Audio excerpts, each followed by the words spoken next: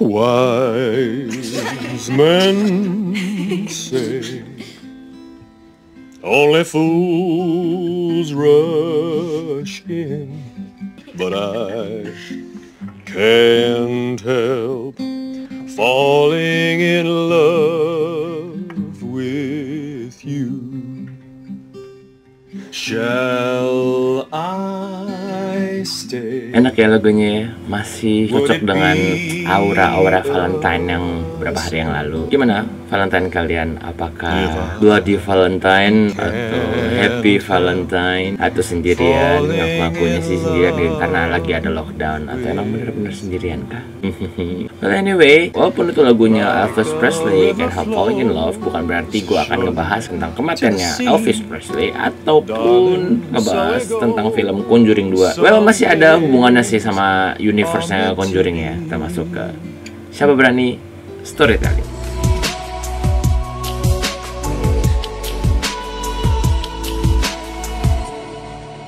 Kasus ini dikenal dengan kasus yang bernama The Devil Make Me Do It, yang artinya sang iblis yang menyuruh saya untuk melakukannya. Kisah yang termasuk happy ending ini itu akan diadaptasi ke film The Conjuring yang ketiga yang akan tayang katanya sih di tahun 2021 ini ya, sekitar bulan apa nih? Sekitar bulan Juni. Nah, pada awal tahun 1981 di Brookfield, Connecticut itu sedang ada kayak perayaan selama 193 tahun itu tidak pernah ada terjadi pembunuhan di kota itu.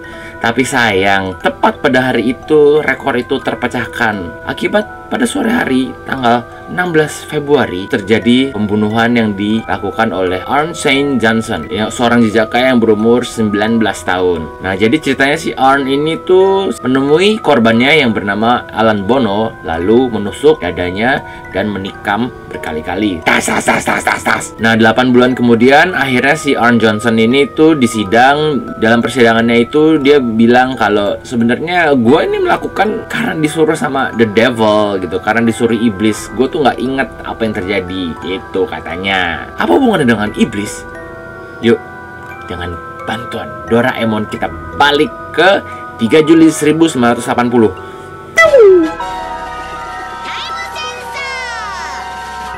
Pada tanggal 3 Juli 1980, seorang bocah berumur 11 tahun yang bernama David Glatzel itu tiba-tiba terbangun dari tidurnya lalu berteriak-teriak. Katanya dia itu bertemu dengan seorang pria dengan matanya yang full black kayak si Annelies. Habis itu wajahnya besar tapi badannya kurus. Habis itu dia ada tanduknya, giginya sama kukunya runcing-runcing.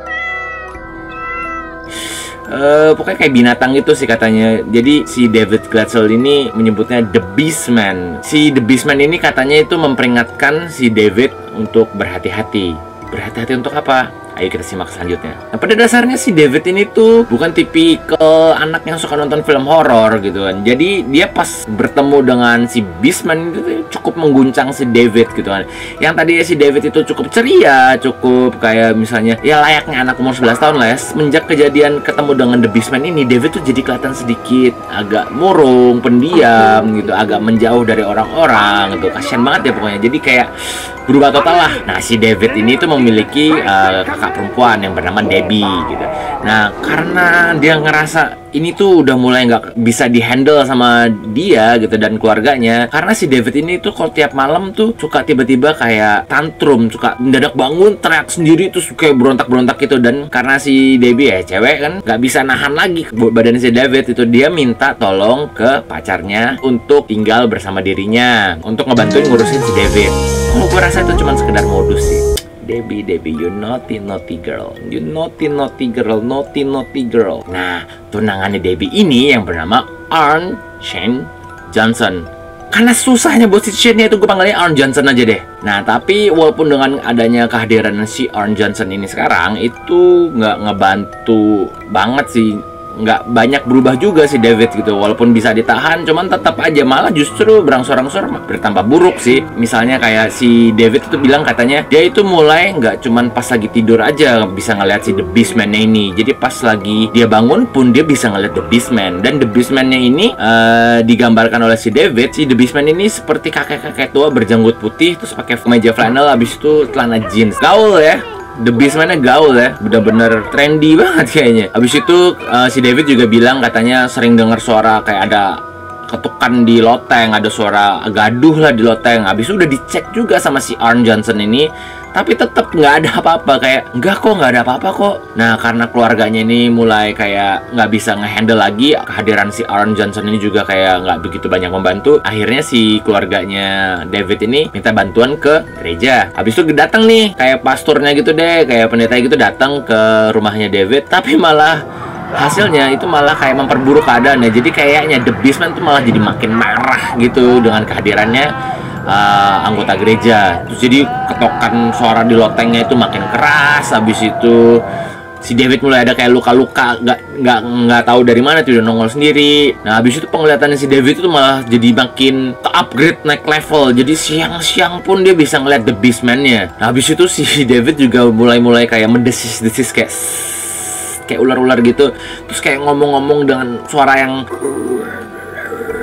kayak suara vokalis death metal gitu, tapi ngomongin Paradise Lost. Itu jadi kutipan buku Paradise Lost, yang which is itu menurut gue nggak mungkin banget ya dibaca sama David, anak umur 11 tahun. Paradise Lost itu kayak kumpulan-kumpulan kondisi pas manusia tuh jatuh ke bumi gitu karena godaan-godaan setan. Kenapa gue bilang itu nggak mungkin dibaca sama si David, yang which is itu tahun 1980, dan bukunya itu diterbitkan di tahun 1667. Nggak make sense, sama seperti Anneliese Michel yang bisa mendeskripsikan Valentin Fleischmann. Kita balik lagi ke David nih. David ini pas lagi malam hari itu setiap 30 menit sekali tuh kayak kebangun. Habis itu kayak kejang-kejang seperti Anneliese Michel kemarin, kejang-kejang. Habis itu mulai mendesis-desis gitu, udah ngomong-ngomong lagi pakai dengan bukan suaranya dia.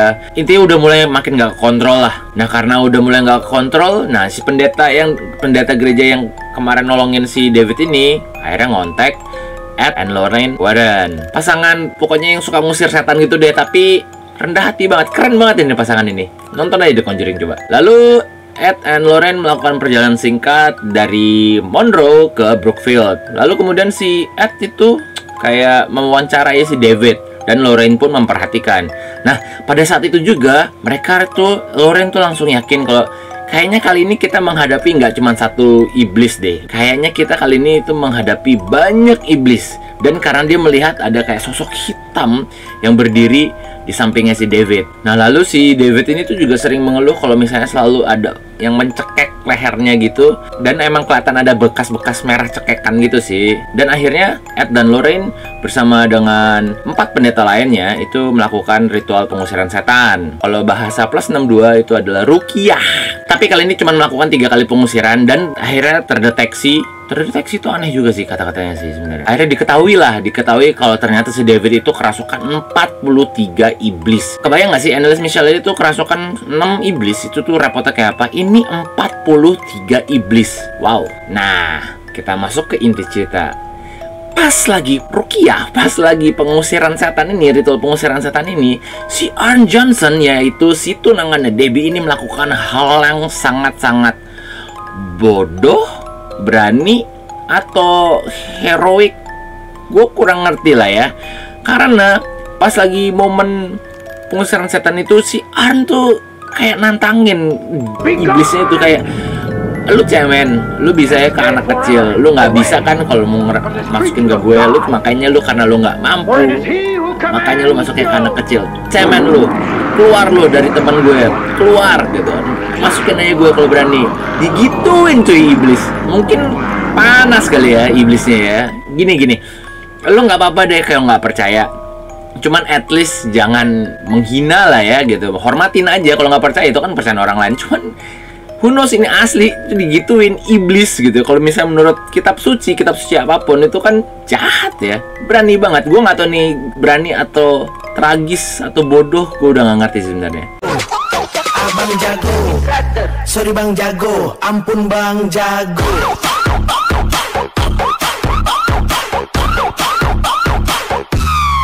Ampun bang jago. Well, anyway, abis itu di bulan November tahun 1980 akhirnya tuh kayak keadaan mulai membaik deh. David kayak juga udah membaik. Abis itu dibawa ke psikiater pun katanya kalau udah ditetapkan kalau emang David itu tidak mengalami gangguan jiwa atau sakit mental yang lain atau kayak psikosis atau epilepsi. Udah pokoknya nggak ada lah. Jadi intinya clear. kelihatannya. Walaupun David tuh cuman kayak masih mengalami susah tidur doang lah itu, tapi kan bisa diobatin pakai obat tidur yang ringan untuk anak kecil ya, itu masih aman jadi. Dan di sisi lain, Debbie dan si Arn Johnson itu akhirnya memutuskan untuk pindah dari rumahnya untuk tinggal di apartemen untuk mereka berdua sendiri. Ya, kayak kumpul kebo gitulah. Kasar banget ya, enggak ya, pokoknya living together lah. Kan dia luar negeri tuh sering kayak gitu ya. Udah hal yang biasa lah. Di apartemen tempat tinggalnya dia ini, itu pemiliknya yang bernama Alan Bono. Masih ingat tadi yang gue ceritain tadi awal-awal? Yes, korbannya si Arn. Nah, setelah kejadian si Arn itu nantang si iblis, banyak orang bilang kalau Arn tuh udah mulai agak berubah ya. Arn itu terkenal banget, Arn Johnson ini tuh terkenal banget, sangat baik, sangat sopan. Bahkan Ed dan Lorraine Warren itu mengatakan kalau kalian pengen punya seorang anak lelaki, bisa dikatakan Arn Johnson itu adalah anak laki-laki yang kalian inginkan. Dia sampai segitunya istilahnya, jadi kayak the perfect boy gitu deh, the perfect guy gitu deh. Tapi setelah kejadian penantangan, dia nantangin setan itu mulai nih bermasalah dengan polisi lah. Walaupun menurut gua agak heroik ya, mungkin si Arn ini kayak udah kadung sayang lah sama si David ini kan, secara adik ipar kali hitungannya ya, semacam kayak udah calon adik ipar dan udah keburu gimana ya, akhirnya dia nantangin biarin supaya 43 setan itu masuk, 43 iblis itu masuk ke badannya dia. Heroik sih. Dan akhirnya tibalah di tanggal 16 Februari tahun 1981, yaitu hari kejadian pembunuhannya. Arn itu tuh sebelumnya tuh bekerja sebagai tukang tebang pohon gitu, kayak ya mungkin tebang pohon kali sebutannya di sini ya. Kali ini dia memutuskan untuk berhenti dari pekerjaannya itu. Setelah berhenti bekerja, dia memutuskan untuk lebih banyak menghabiskan waktunya bersama dengan Debbie dan saudara perempuannya yang bernama Wanda di tempat kerja mereka, yaitu kandang anjing. Nah, habis itu juga ada nih sepupunya si Debbie yang bernama Mary. Dia juga sering menghabiskan waktu bersama di kandang anjing tersebut. Nah, kebetulan banget hari itu tuh 16 Februari ini tuh kayak semacam the President Day, kayak hari untuk menghormati George Washington, habis itu ada kayak menghormati Abraham Lincoln. Jadi tuh semua sekolah tuh liburin gitu. Jadi ya mereka pada ngumpul nih semuanya nih. Mereka lagi ketawa-tawa, ketawa tiwi gitu, bercanda-bercanda di kandang anjing itu. Habis itu ada nongol si Alan Bono itu ngajakin si Arn kayak, ikut yuk, kita minum-minum dikit, lagi liburan kan gitu. Ayo gitu. Drink gitu.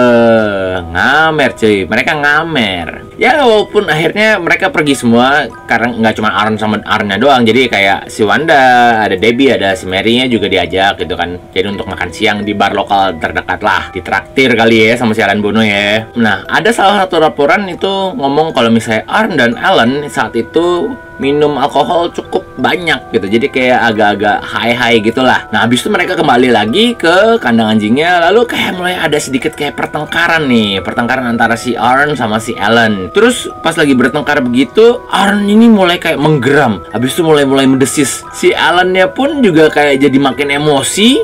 Terus dia ngambil si Mary, itu sepupunya Debbie itu. Sepupunya Debbie ini kalau nggak salah masih umur sekitar 9 tahunan gitu deh, 9 sampai 10 tahunan gitu deh. Nah, abis itu si Arn tuh suruh Alan ngelepasin si Mary kan, tapi nggak mau gitu kan. Jadi dia makin marah juga, terus makin emosi. Arn ada kayak dari kantongnya gitu ngambil kayak pisau lipat gitu, abis itu tusuk ke perutnya si Alan. Abis itu udah ditusuk, diangkat gitu sampai ke dada gitu lah. Kayak seppuku, kayak bunuh diri Jepang, diangkat ke arah atas. Abis itu udah jatuh, abis itu ditusuk-tusuk lagi. Jadi benar-benar hati-hati banget deh. Nah, habis itu udah jatuh, akhirnya Aaron meninggalkan lokasi. Nah, ketangkapnya itu katanya beberapa kilometer dari tempat kejadian sama polisi. Martin Minella, pengacaranya si Arn Johnson ini, adalah seorang yang mengatakan bahwa Arn itu sebenarnya itu tidak bersalah. Minella menemukan 2 kasus di Inggris, di mana yang mengaku kerasukan setan itu dipakai sebagai kayak pembelaannya gitu. Walaupun nggak ada yang menang sih dengan pembelaan seperti itu. Akhirnya walaupun nggak ada yang menang, nah kali ini Minella juga kayak pakai juga hal seperti itu. Alhasil sang hakim tuh menolak pembelaannya Minella karena tidak ada bukti konkret yang untuk menunjukkan pembelaannya dia itu. Ada informasi dikit, gue nonton juga, cari-cari juga wacana-wacananya pembicaraan soal kasus ini. Katanya ya si Ed dan Lorraine itu pas lagi kondisi kejadian persidangan itu, dia itu tidak diizinkan untuk memberikan bukti mereka, evidence mereka. Karena apa sih nggak tahu ya. Bahkan di ruang tempat persidangannya itu tuh pendeta-pendeta yang saat itu melakukan ritual pengusiran setan bersama si Ed dan Lorraine itu tidak diizinkan untuk masuk. katanya. Ya nggak ngerti lah kenapa lah, konspirasi atau apalah. Ini pokoknya intinya nggak diizinkan aja. Nah akhirnya karena tidak ada bukti konkret, akhirnya Arn Johnson itu dinyatakan bersalah atas pembunuhan berencana. Jadi dia dihukum 10-20 tahun. Cuman karena balik lagi kan, Arn Johnson tuh sebenarnya orang baik ya, emang terkenal banget baik. Baru 5 tahun karena kelakuannya dia baik banget, akhirnya dia dilepaskan gitu. Bahkan ya ini katanya ada yang bilang kalau Arn Johnson dan Debbie itu married loh pas si Arn ini lagi di penjara. Kasian dan romantis ya. Pas kan ceritanya, pas lagi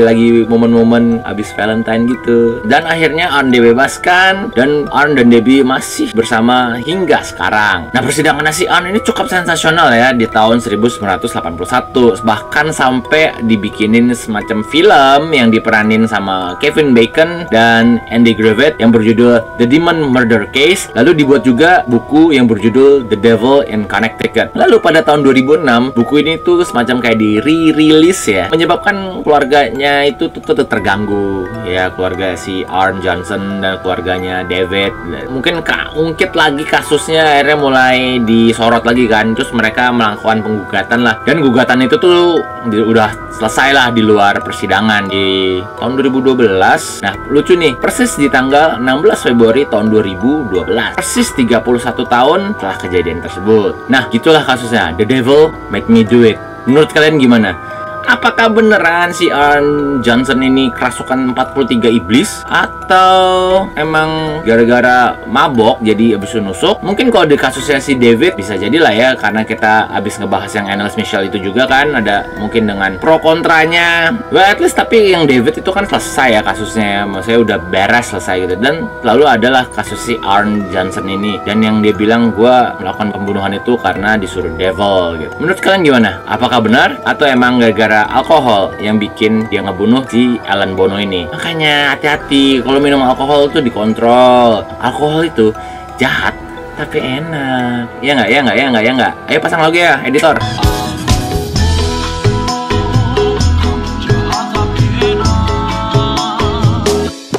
Udah jangan lama-lama, ntar kena copyright. Nah, tulis ya pendapat kalian di kolom komentar seperti apa. Oke, thank you yang udah dengerin. Kalau menurut kalian cerita gue itu menarik atau menambah informasi baru dan kalian suka, langsung ya tekan tombol like-nya. Habis itu jangan lupa di-share biar orang-orang lain juga tahu informasi dari gue ini. Habis itu jangan lupa di-subscribe yang belum subscribe, dan kalau yang udah subscribe, terima kasih. Arigatou gozaimasu. Habis itu jangan lupa dinyalain tombol notifikasinya. Jadi kalau misalnya gue mengupload video baru, kalian bisa langsung tahu. Oke? See you in the next video. Bye.